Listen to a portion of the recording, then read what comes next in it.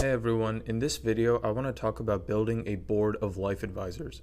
So some of you might know that I'm building a company, and right now I'm in the process of assembling my board of advisors. These are early adopters who want to support the company and can bring specific knowledge, assets, or skills to the table. And what I've realized as I'm going through this process is that I've already built a board of advisors for something else, designing my life intentionally. My board of life advisors include people who I look up to in one or more aspects of their lives. I might look up to one person because of their physical health and another person because of the quality of their relationships. Or I might look up to someone who has both of these things and more. Whatever the case may be, there's something that I admire about this person's life, and I want to understand how they were able to cultivate it so that I can do the same. I think this is powerful because different people can contribute different things, and collectively, this gives me all the information I need to intentionally design my life through the choices I make. Because at the end of the day, it's all in my hands. I've learned that no one's going to have all the answers for my life except for me. And that's why the most important person on my board of life advisors is the ideal version of my future self, because this is the guy that I strive to be every single day.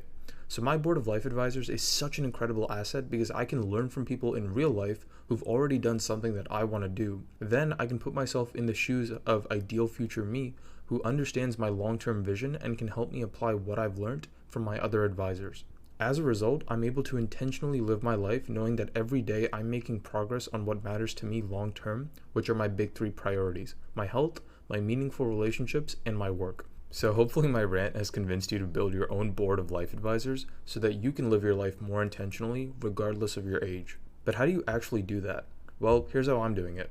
I include three types of people on my board of life advisors. First are people that I've met organically. So think relatives, family friends, friends from school/university, teachers, colleagues, gym bros, my basketball squad, sparring partners, etc. These are people who just came into my life as a byproduct of my environment, and I've chosen to actively maintain relationships with some of them. Second are people that I've met intentionally. So think conferences, networking opportunities, private communities, LinkedIn, cold email, etc. These are people who I learned about before connecting with them. I also made it a point to provide value to them upfront so that they would reciprocate that by allowing a relationship to develop. And the value I give them often isn't the same kind of value they give me. For example, I might connect with an older person who's done very well financially but needs someone to hold them accountable to exercise. Since I take great care of my health, the value that I provide them is accountability health-wise, and they provide me with business and financial insights. And I get that it might seem shallow, but relationships are a two-way street. They need to be mutually beneficial to work long-term. The only exception that I know of is the unconditional love that a good parent has for their child. But hey, I could be wrong, maybe there are other exceptions, and I'd love to learn about them if you're willing to share. Third are people that I've actually never met before. So think people with a large online presence, authors, even those who've passed away but contributed something to society.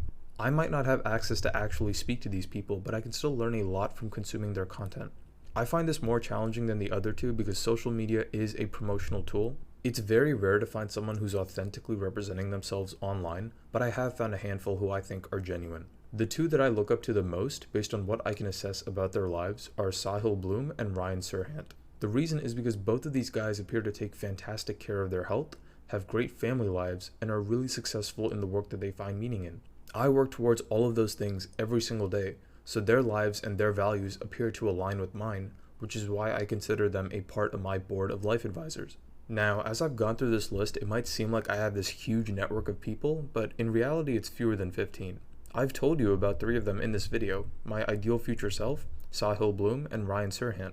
Another 2 would be my parents because I look up to them in many ways. That's more than a third of my entire board, and I'm not disappointed by that. I think quality matters a lot more than quantity when it comes to relationships. How I learned that deserves its own rant in a separate video, so I'll put that out in the future. But I hope that what I shared with you here today was valuable. If it was, I'd really appreciate you joining our weekly newsletter where we send out the written versions of these posts before the videos are published. As always, take care of your health and it will take care of you.